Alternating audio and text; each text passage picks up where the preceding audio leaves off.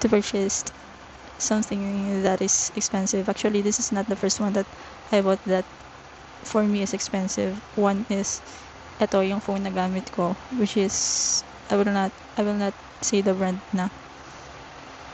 But that's my first investment and sobrang tagal niya nakatenga. Binili ko siya last January 2026 and of course using my credit card. Thank you credit card for sponsoring my dream. 0% installment siya and until now I'm still paying it.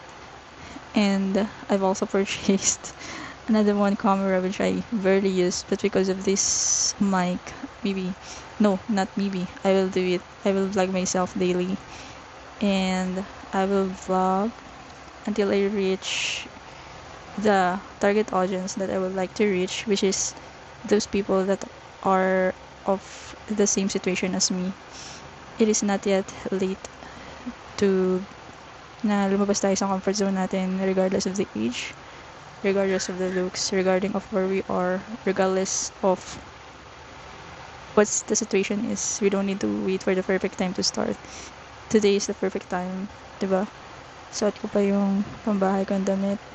Pero nakaligo naman na ako. And then my room, not too perfect. But yeah, I will still start this vlog.